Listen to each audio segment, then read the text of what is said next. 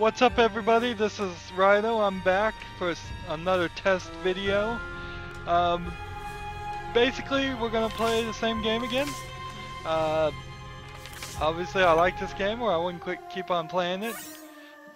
And let's just say I've only played it once and did another failed recording in between this one. So, slight issue about me remembering what I said in that failed recording and what you saw, but I'm gonna work through it and just continue as first recording was a tutorial. I think the thought of tutorializing the game in the first recording makes sense for people who have never seen it or just want to learn a little bit more, but now we're more in the gameplay. So I'm not going to sit here and re-explain things. That'd be very boring for everybody if I was on the 20th recording and I'm still explaining how the movement and shooting works like I did the first recording. So if you're for some reason watching the second recording and you didn't see the first, well, you might be a little confused.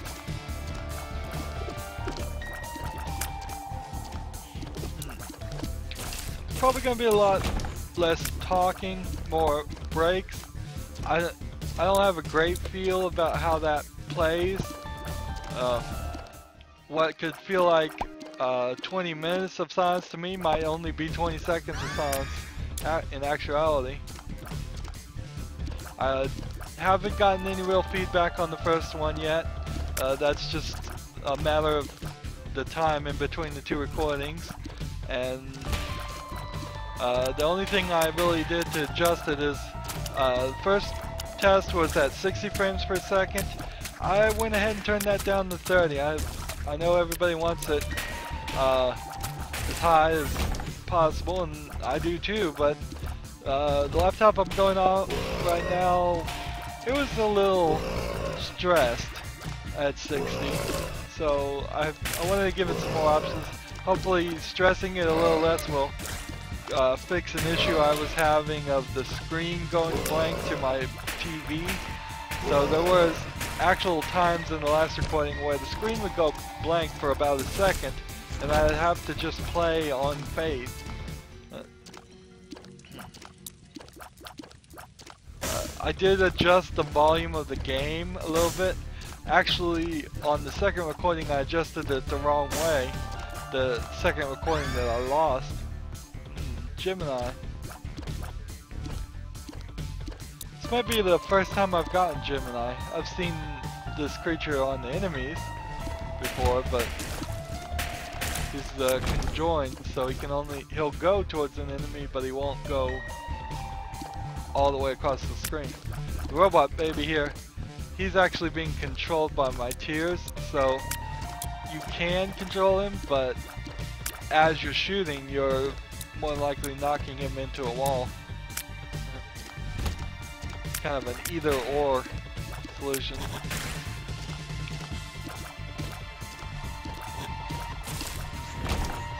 Gemini doing some work there.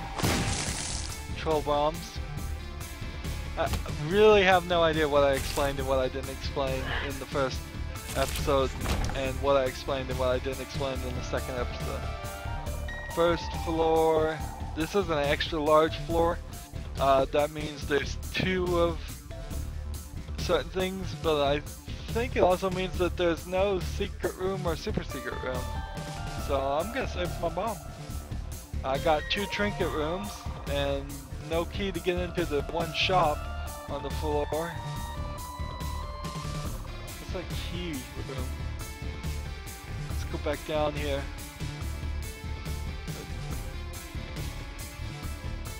I got one suggestion to make the recording shorter, like 15 minutes, by a friend of mine who hadn't actually even watched the first recording yet, and that's somewhat understandable. I mean, you put out an hour-long recording and people are going to think, wow, that's a really long amount of time to schedule out and spend watching a YouTube thing. Of course, I had to explain to him that that hour-long recording was just one playthrough of this game with me dying at the end. Yeah, I vaguely remember I died. Maybe I should do some revisionist history and say I won the first one. Yeah, if anybody asks, I won that first recording.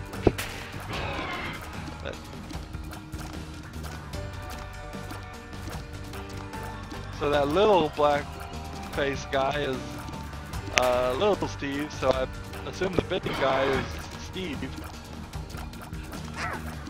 Wouldn't be funny if it wasn't. Basically, they're just a different, slightly different version to the Gemini that I have, in the fact that they're not actually attached, so little Steve there can turn red and attack me earlier in the fight pattern.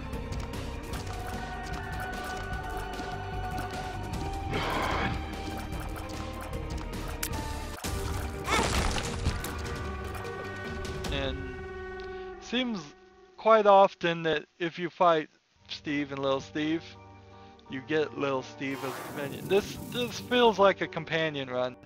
It really does. Look at this. I've got 3 companions on the first floor. The game seems to be wanting to push me in that direction. I don't know if it's down some path that unlocks some new companions or what. But my last gameplay, I think I got a lot of companions too. So on the thought of doing 15-minute recordings, show me a 15-minute game, or a game you can split up into 15 minutes. It's fun to watch. I can't think of any, really. Nobody. I'm used to playing hours upon hours sessions of video games. The thought that you'd only get to play for 15 minutes seems a little weird. It'd have to be a really fast-paced game.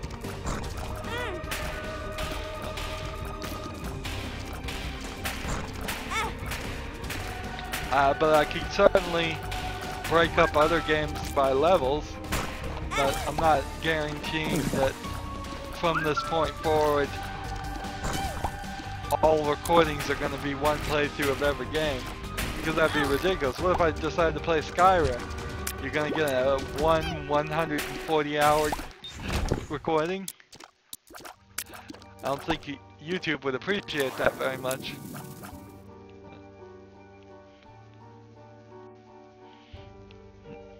Notice I had to fight 2 bosses because this is an extra large room. So it's basically 2 floors combined into one. You'll see here that I've actually beaten 2 floors now instead of the traditional one. I'm ahead of the boss rush, which is the little clock up there. If I could get to the first final boss, and before that clock, I would unlock the boss rush. It's probably not going to happen. It hasn't happened yet. But on the first final boss issue, the second recording that didn't succeed before this one, I actually got to the first final boss, and at that point I promised, I said we'll now refer to it as its a proper name, and what, because it's been revealed and I'm not spoiling anymore.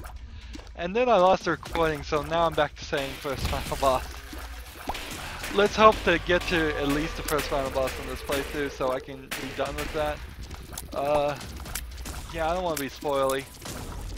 If I can't be a good enough player to show you who the boss is, then I'm not gonna just spoil it. It's not like I'm on some kind of time frame or anything where I have to show some set percentage of games in a set amount of time. But I assume the viewers would get a little frustrated if they just saw me lose. I think that was a question that I asked on at least one of the previous recordings, whether it got to YouTube or not, who knows. And I'll quit complaining about that in a few minutes.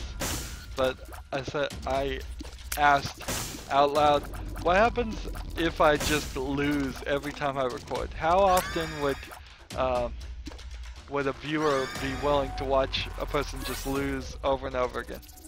I mean, that could become the whole shtick, as it were, I can just play games I'm really bad at and guaranteed to lose after a certain point. But I'm not sure that's what people want to see. They want to see how the game plays and works, and if I just show people that I'm losing all the time, well then I'm giving people the impression that the game is too hard, and that's probably not an accurate thing. Even you seeing me lose is not as accurate to the difficulty of Isaac. It has to do with the fact that two factors. One, I'm talking and playing video games at the same time. Try it sometime, and not just like responding to somebody shouting at you across the house or anything. Just try and play an entire game and consistently talk throughout most of it. Just narrating like I'm doing now, babbling even if you have to, like I sometimes do. And once you try it once, you will soon realize that the quality of your gameplay drops significantly. The human brains are just not designed to have split attention, but oddly are designed to make you think you can do that. The other thing is arthritis and out of practice. Fingers hurt, it slows down my reaction time, it makes doing everything a little bit more difficult. I kind of want to use this game kit item and see if I can eat mushrooms. Next room of mushrooms, I'm going to use it just to see. Alright, here's a room with mushrooms. Nope, can't eat them. So game kit makes you invincible into a little Pac-Man type creature.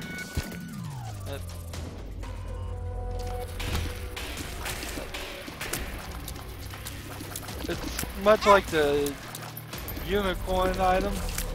If you've seen the unicorn item, unicorn item makes you invincible and you can run into people and do damage. Just about exactly the same. I think that there's some items in this game that are just balancing issues, really. That they figured this one shows up too often and some others don't show up often enough, so we'll just balance it out by making a second item that's close to exactly the same as the first item. Not a lot of items like that, but a couple. Or a couple that do close to the exact same thing. A little bit of difference. There is a trinket that I think synergizes with the game kit called the cartridge. That's like a little NES cartridge. So I'd like to get the cartridge and match it up with the game kit at some point and see what it does.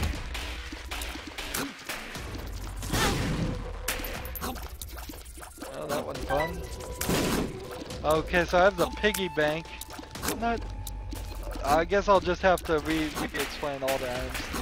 Maybe I'll just do that on all recordings, because not particularly confident that recordings back to back are going to always go through accurately. So the piggy bank basically does, what the piggy bank base does is every time you take damage, you drop pennies. So as long as you got hearts, you can trade off life for money. Again, kind of like the blood bank, although there's no chance on the blood bank of getting a blood bag when you have the piggy bank.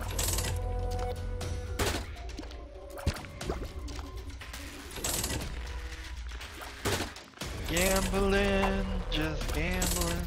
All I'm gonna be doing is gambling.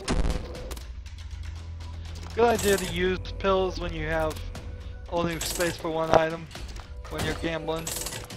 Might be a luck up. I don't think I've ever seen a luck down pill.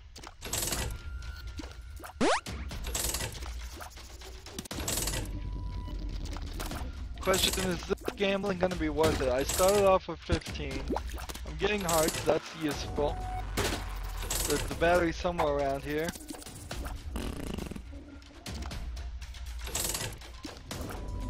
I'm getting these slowdowns. Do I have an item that would explain that? get some slowdowns. I'm not sure if I'm just laptop's chugging along for some reason, or this hematosis item is kind of weird because it can drop a random, like between 1 and 3, maybe 1 and 4 hearts, and it really isn't hugely related to how many hearts you have. So if you have only 1 red heart and you use it, you might get 3 and go up, but if you have 4 or 5 red hearts, it might get rid of all but 1 and only give you 1 back. Alright, so out of pennies for the moment. We'll come back and do some more gambling later.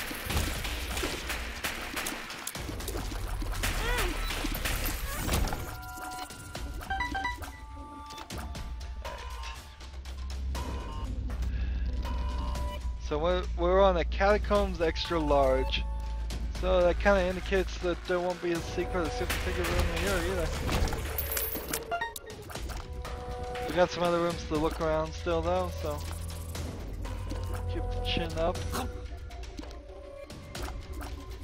I only have 1 bomb, so looking around, I mean, there's a lot of options where it could be. I see 3 places that are touched by 3 rooms, and about 4 or 5 places where it's touched by 2 rooms, so it might also be a secret room there. Then 1, 2, 3, 4, 5, 6 potential super secret room locations. Not a great odds. If any of those things exist at all, which I don't believe they do. Alright. See if we can get them to blow up these rocks down here while not blowing us up.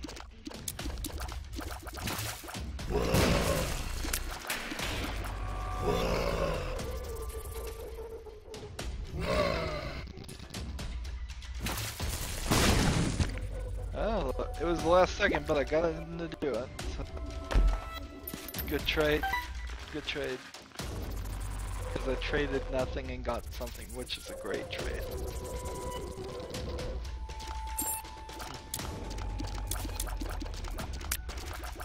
I got that child's heart, which I believe increases the chances of a heart being dropped by enemies. So I'm back to full health right now. I'm gonna just look over here and clear this out before So you got this challenge room. I'm gonna walk all the way to this challenge room and find out that it's not open for me. I got some coins. Ooh, do I want to gamble with the beggar, or do I want to gamble with the slot machine? Well, the logical thing is to gamble with the slot machine, because if it gives you $1, you've got plenty of stuff.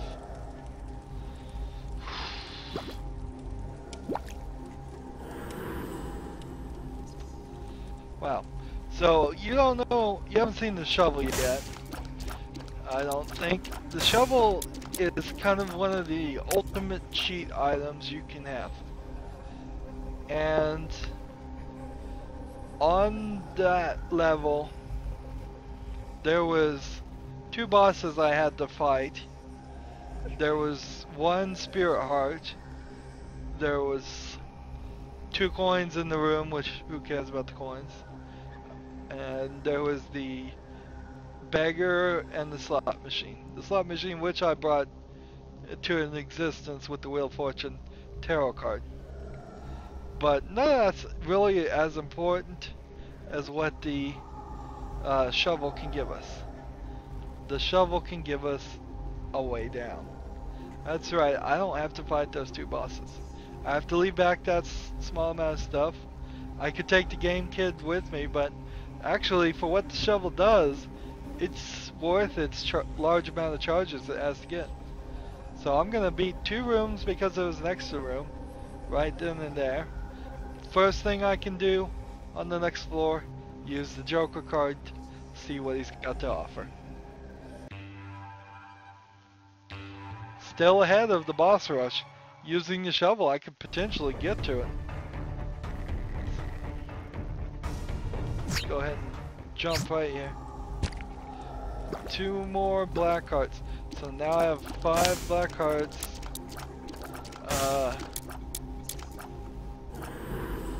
Guppy's head. Just wanted to use Guppy's head once to, when you touch 3 Guppy items, you turn into Guppy. I'm not sure if I explained that before. And when you're a Guppy, you fly, more damage. Just generally, you're better off being Guppy if you can be Guppy. Alright, so I got some rainbow poop here that will refill my life all the way. I don't want to hit it yet. I want to take some damage, and I don't want to take some damage right now because I am, well, there goes that 3 lives. Almost always happens. That's the trolliness of this. Is that you'd have to be a pretty good shot, control all your buddies here, so that they didn't shoot it. I'm blaming you, buddies. Yeah, it's your fault. A companion says I was calling them before. Yeah, I'm demoting them to companions. You're no longer my buddy. Alright, so here's the judgment card. The judgment card brings up the coin beggar most of the time. Sometimes it's the heart beggar, maybe even a key beggar. So I just gotta get lucky. That's all I gotta do. I got 2 more coins. I want to convince him to give me an HP up. Well, he didn't give me an HP up. He gave me the black bean, which just as an item when something hits me, I toot out gas that hurts them.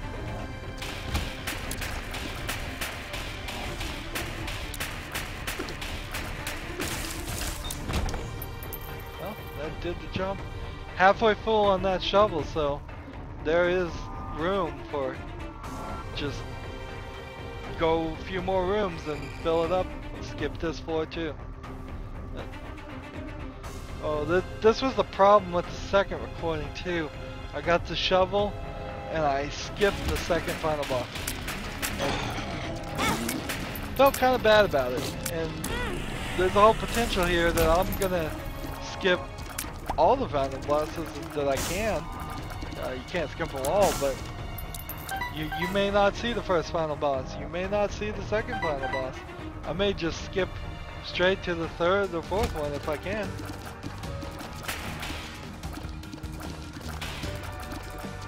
Just gonna run after this bomber man with my little laser guy.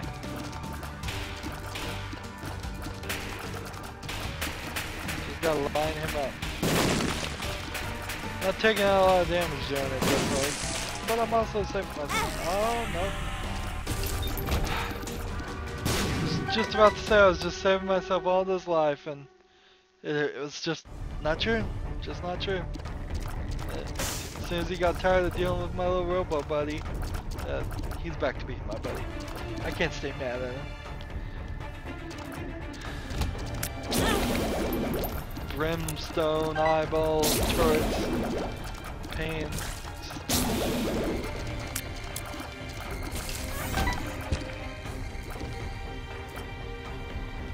Alright, so I'm in a full charge here. I kind of want to go a little bit further. I don't think this floor is the first final boss, so that's not the issue at the moment. I'm just gonna keep on going if I had that. The issue is I want to go a little bit further, see if I can find trinket room, see if I can get my stats up more, see if I can ensure I'm powerful enough to beat the 3rd, 4th final boss. I lost right at the 3rd final bosses. He was just about to die and he killed me. So I don't want to have that happen again. I want to be as powerful as possible.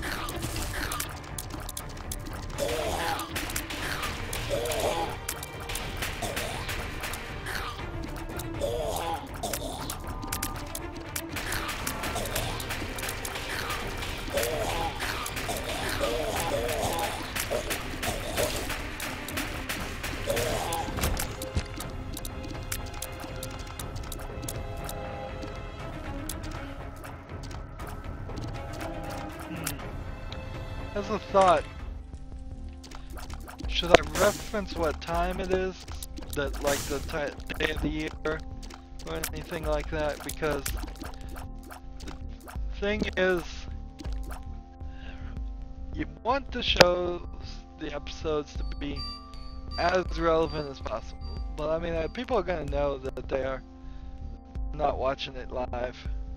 So, I guess I will just reference that this is being recorded very close to after Thanksgiving.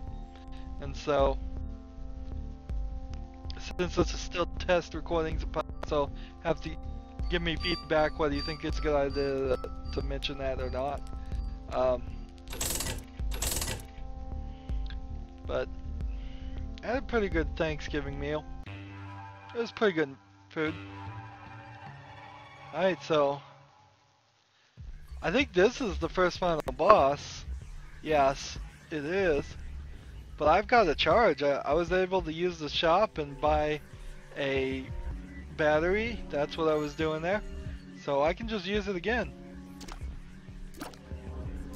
Yep. And you notice that it's not a hatch anymore. Okay, let me get the little Robo Buddy out of me. There's a reason for that. You're not gonna see it. We're still stuck with saying the first final boss is the first final boss because we're not gonna see it. We're going down deeper.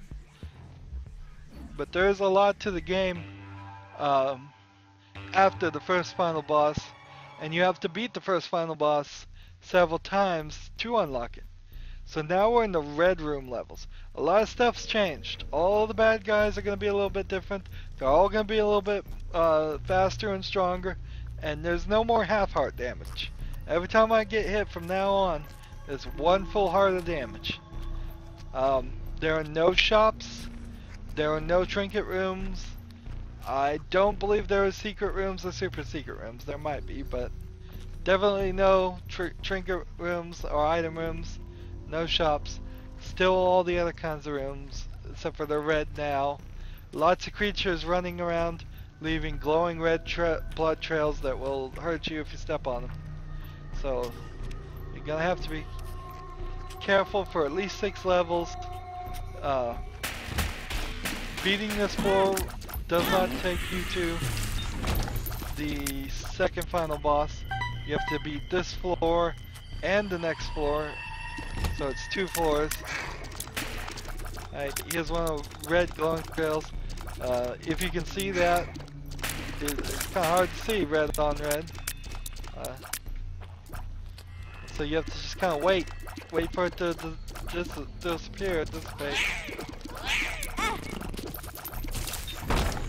Okay, so now I have like 2 items that drop things, do things when I get hit.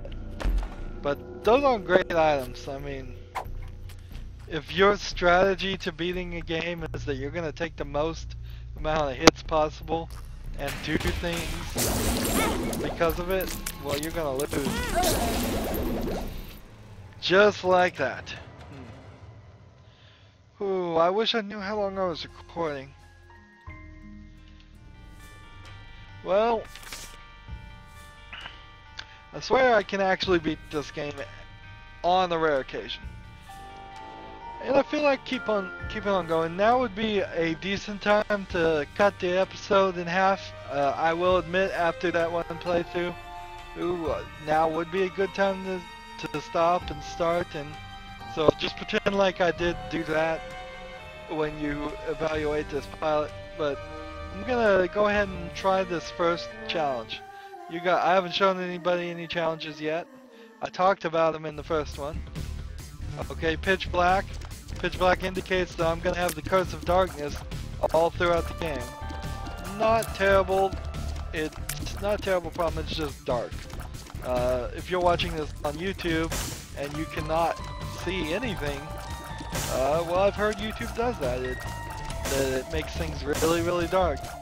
And let me know about that, and I'll go into the recording software and the game and just crank all the gammas up as much as possible. It'll look really blown out to me, but I'm willing to suffer through that. right now the calibration and the view looks fine to me.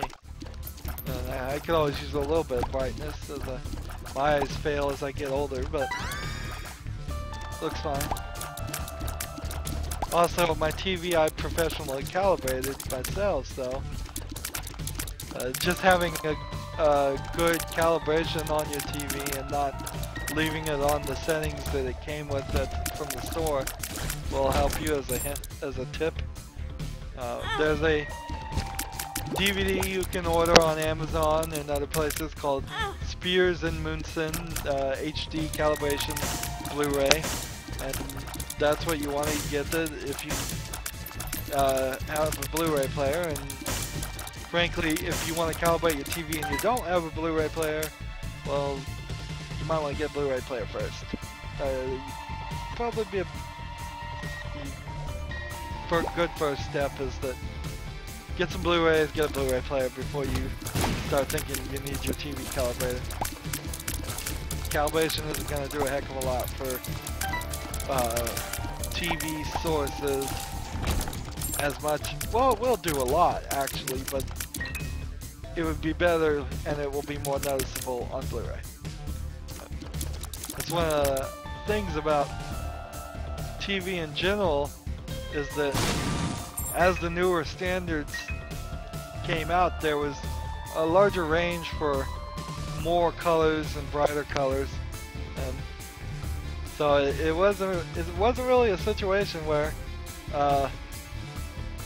we went from black and white to color and we've just stayed at a color standard. It's slowly, the standards get updated very fast, and then the adoption of the standards is terribly slow. Particularly in the industry of TV and such. I actually worked at a TV station right around the time when the FCC was mandating everybody go to HD digital broadcasting. And actually it wasn't HD digital broadcasting to be accurate, it was just digital broadcasting. So they could still 100% send the same old signal, they just had to send it digitally, and they didn't have to get any better quality video. And that's exactly what the TV station wanted to do. I mean, they have been given years of warning from the FCC. Everybody knew about it. Everybody was talking about the digital transition, and they didn't want to spend a dime on it. They said they bought their equipment like 20 years ago and it was still running because they had hired a full-time staff of repairmen, just studio engineers fixing equipment all the time, and they didn't want to upgrade. And from what I could gather, that was not unique to that TV station, that was pretty universal. And there's still, to this day, I notice TV stations. I live in a much bigger area, much bigger TV stations, like covering many more people. But when they need their equipment to break in, you'll see this, and you probably noticed it on your local TV stations. When they want to put like a scroll at the bottom of the screen, or they break into the news, all of a sudden your HD TV signal that was taking up the full screen, all of a sudden there's black bars all around it. Yeah, that's when they take the HD signal that they're getting from the major corporation, the main things of Fox, ABC, CBS. That's when they take that signal and they have to pass it through their lesser used equipment. Because all they upgraded to play the HD signal was the main equipment that would show it when there was nothing changing it.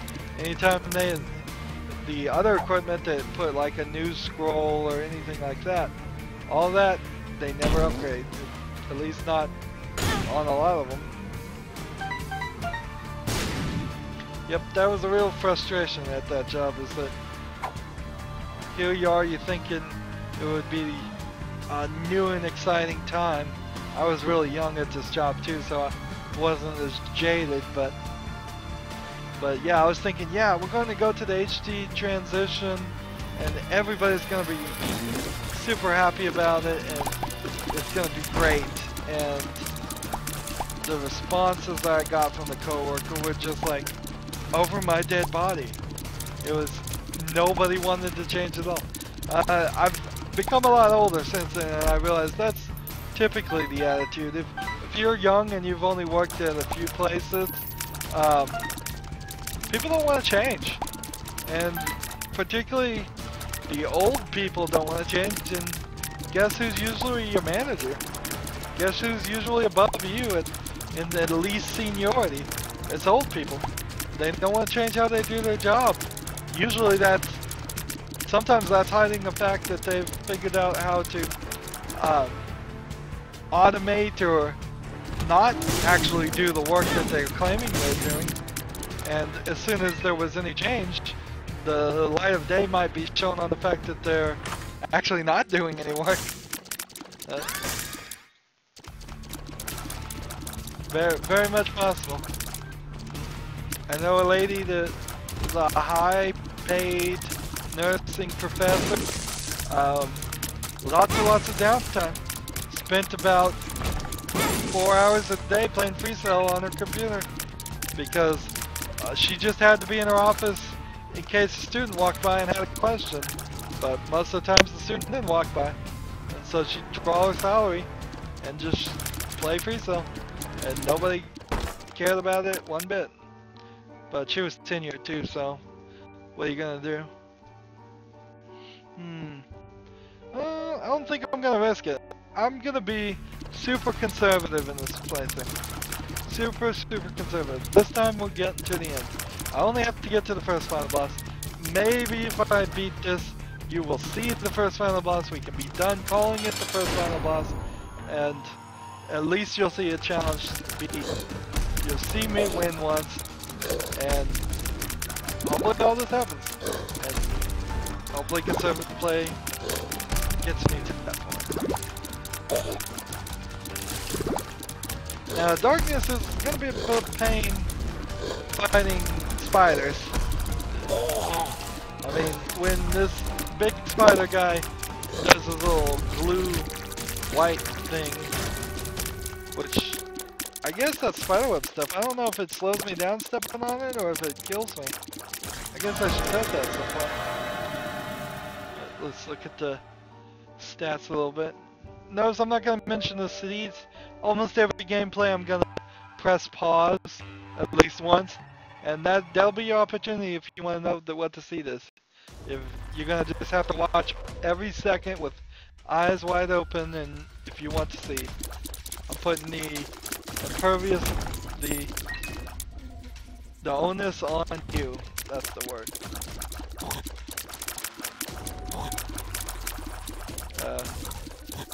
I don't know how many people are actually even going to want to see these, but I think a lot of people will. I think that's a really cool feature. When I can stream it and then you can go and play the same thing I'm playing and do it way better. Oh man. This is Curse of Darkness, but sometimes Curse of Darkness will put you in different rooms when you travel through it. So I just took a hit of damage to go north here, and it didn't take me north. It took me to the left. So that was just wasted damage right there. So I guess what can I learn from that?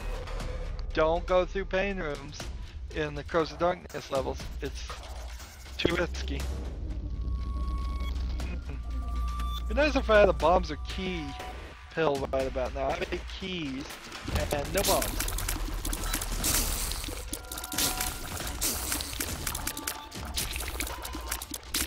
I want some keys, but I want some bombs too.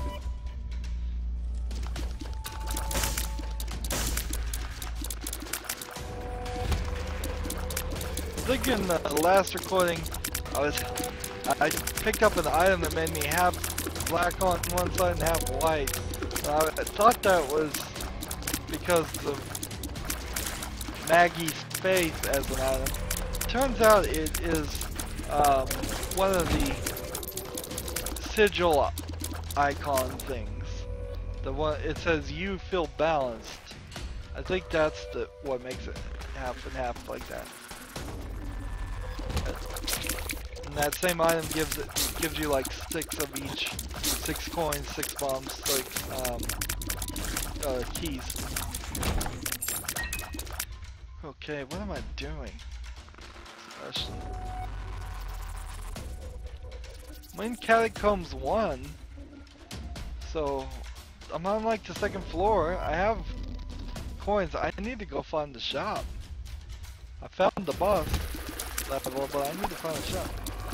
Shop's a little bit different than the challenge rooms. You're in challenge runs, you're not going to be able to donate to your donation chest, which also means, because it's just not there, it also means you're not going to be able to blow up the donation chest, and so a bit of a problem there too.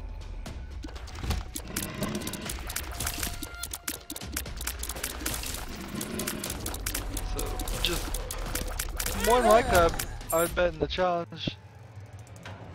Wow. Wow. So that's me trying to beat that challenge. Let me look at the other challenges. Some of these ones give you items that can make it easier to beat the game actually, but some of them give me the harder ones. So I would say, since this is still a pilot, let's just go ahead and assume that this would be the time I start a 3rd recording. I'm not going to do that. I still want to play. It's still early in the day and I have nothing better to do. So we're going to try Darkness Falls because I want to know what the difference is between Pitch Black and Darkness Falls. Really do. And so just pretend this is another recording. Maybe I do 2 challenges. Maybe after failing miserably on 1 challenge that quick. I think that was less than 10 minutes. Really. We may just go through all the challenges. Okay, so Darkness Falls. I have a bunch of dark items to start off with. I have the pentagram, which gives me damage up. I have the bird, which means when I take damage it will go out there. I have the Whore of Babylon, I believe is what that's called. The little crescent moon, the star. That's what it's called in the game. And so that's when I'm down to 1 heart, I become more powerful and change my appearance. I have Mom's Life floating, and then I have infested, or it grows inside or something like that, which I think every kill I make makes a fly or something. And then they give me the Razor Blade. Razor Blade's a weird item. You can use it, but it just damages you. So yeah, items where you just have life for days. You go in each room, you use the Razor Blade to hurt you, bring out that bird, which is on your head right now. And I mean, you could do that, it's just a really weird thing. So there's 2 versions of the knife here. One is one that lets you replace your tears with it, and then there's one that just orbits around. This is the orbits around. It's not quite as useful. I mean, it's better than not having it, but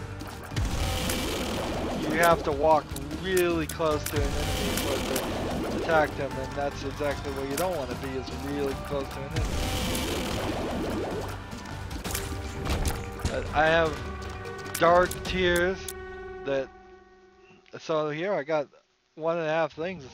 We'll go ahead and use the Razor Blade in the next room, next difficult room.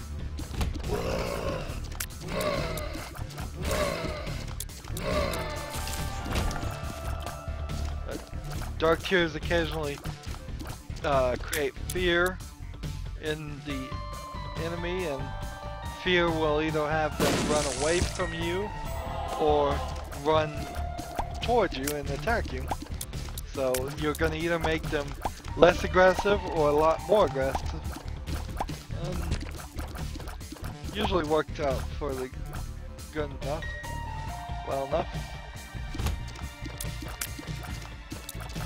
may not even hit it. Here, we'll go ahead and use it. Wow, the razor blade takes a whole heart. I didn't even realize that. Good thing I got all those extra hearts. Yeah. And as you can see, the bird's not the greatest as far as hunting, because you have to be really close for the bird to want to attack anything. I'm gonna walk back here. We've got just this flat line of things, so the super secret room could be anywhere here.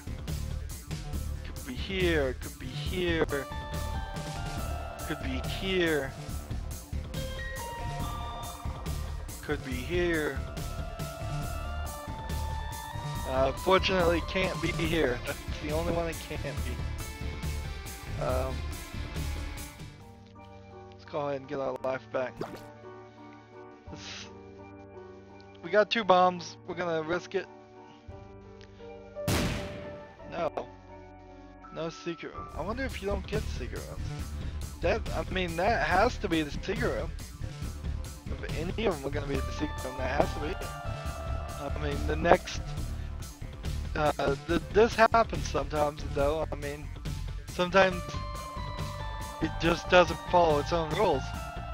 I mean, if the secret room is down here,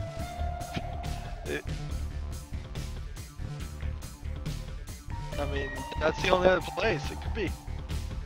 If it's here, I'm gonna go up. I'm gonna. Secret room likes to be in the room next to the boss room, but it wasn't, so maybe we don't even have the opportunity to get all of this. If only I could like throw the razor blade at it. I'm thinking too logically for this game.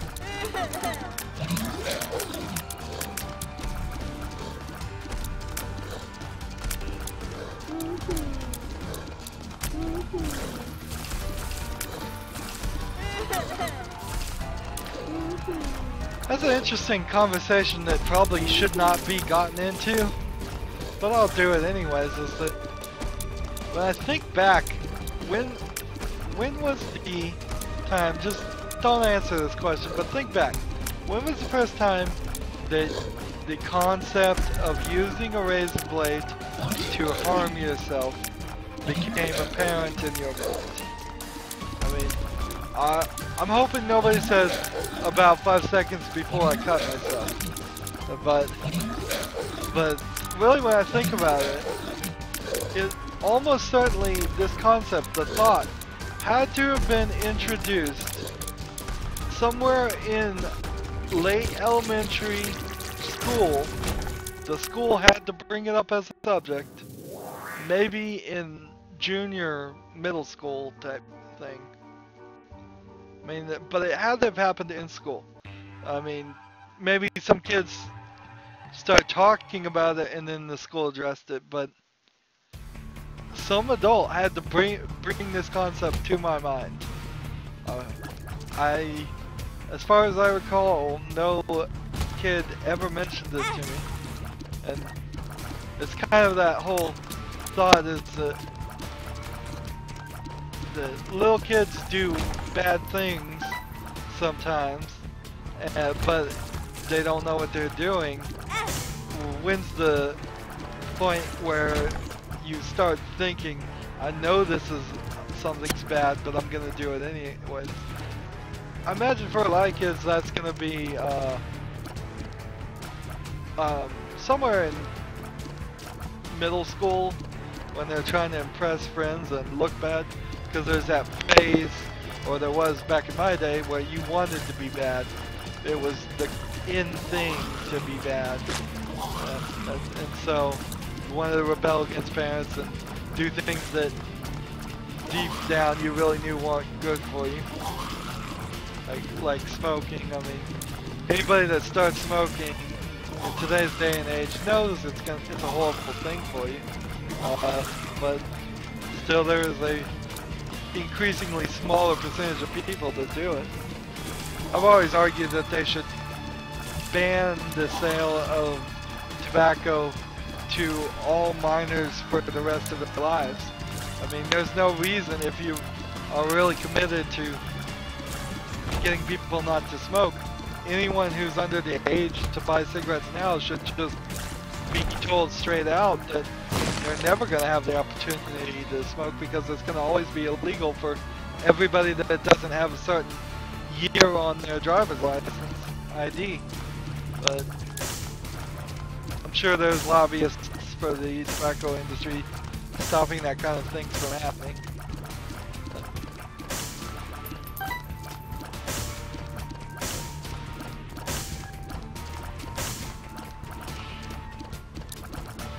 I don't know. I guess I was very reactionary as a kid, as most kids are. Emotional and reactionary. Somebody would say something mean to me or push me, I would just want to hurt them and push them right back, either emotionally or physically. Seems to be probably the standard reaction for most kids. I mean,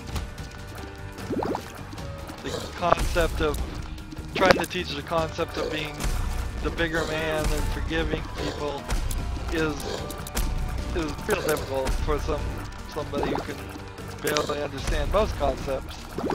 I mean, it's really difficult for adults. Lots of people preach it, but a lot of people don't follow it. They were very much still stabbing people in the back in their job careers as much as their daily lives.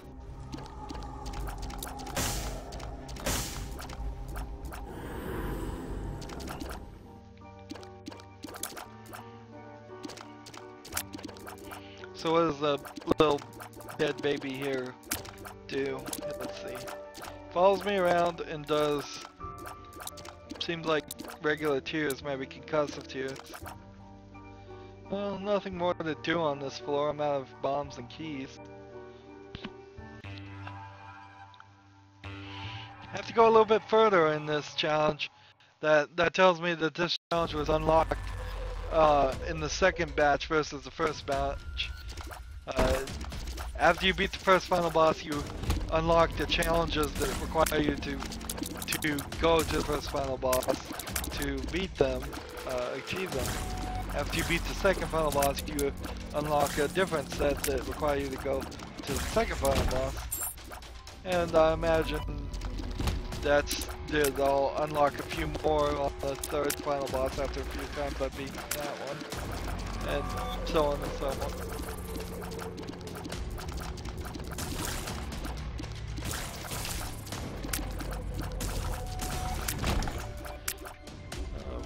Kind of a back to the razor thought. We still have it. I wish I could get rid of it. But it's kind of weird that razors still exist in today's day and age. I mean, I hear that they are better shavers, but there's so much FUD, fear, uncertainty, and doubt in what kind of razor is the best razor that some people, I mean, people's skin's all different, so I'm sure some people use straight razors and never cut themselves and get a really good shave, and then I'm sure there's some people that try, if they got them in the same room as a straight razor, would just come out a bloody mess. Ooh, do I want to do this? Wasn't I saying I was going to be conservative and careful? Oh.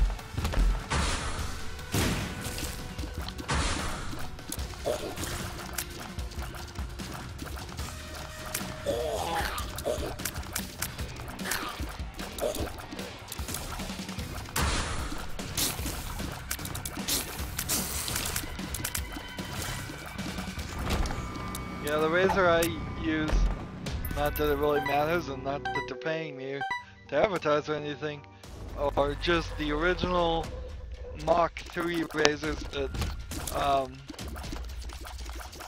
I just buy them because they're cheap and kind of good, and frankly I don't want a super sharp razor.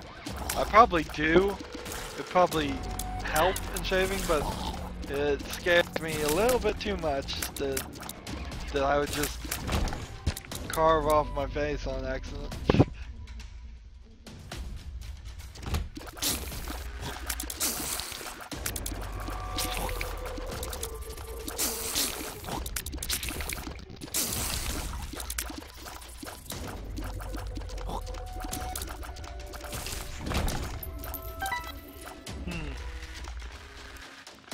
Well, I didn't know we could talk about razors so much, but I still got more to say about razors. Weird. The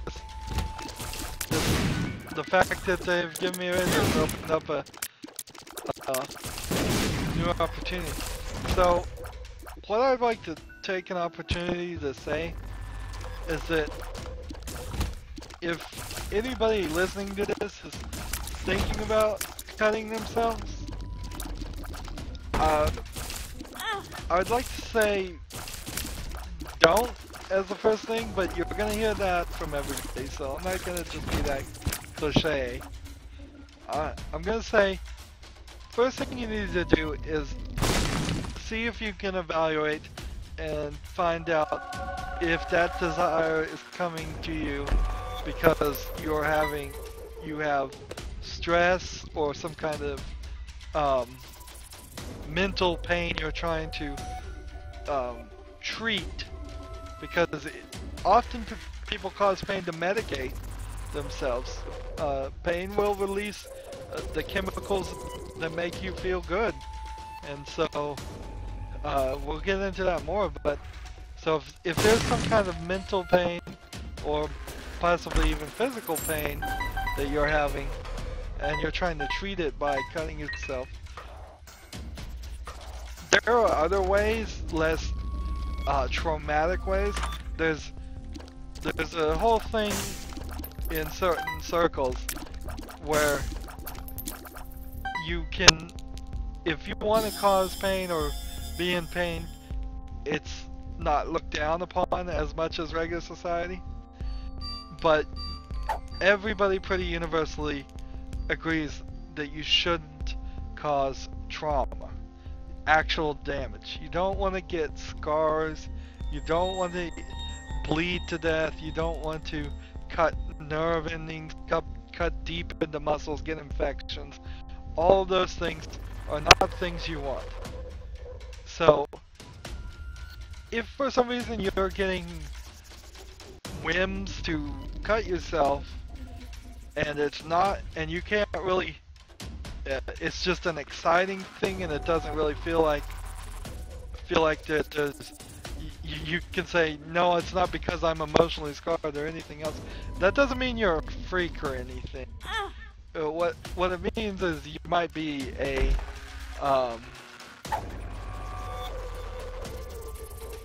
masochist, and I may be a masochist. So being a masochist, there's nothing wrong with that. You can certainly, in your own time, investigate that, and there are certainly ways you can enjoy that and make that be a part of your life and have fun with it. But don't cut yourself. Don't cause trauma.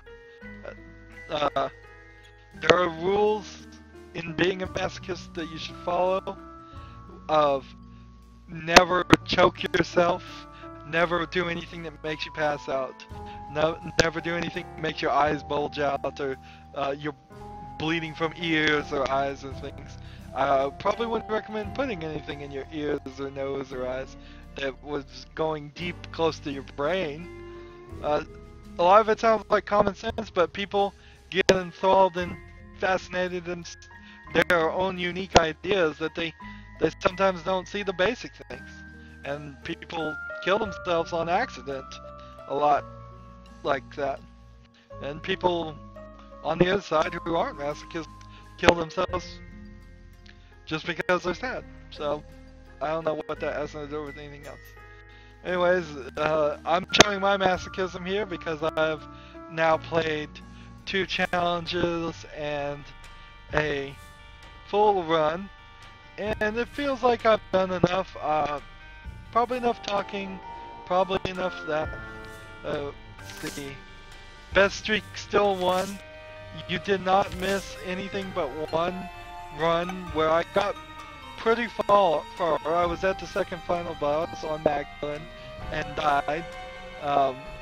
So hopefully from now on I can get all the recordings in a row to record, and so there won't be breaks. And I'll try and remember better what the breaks are otherwise.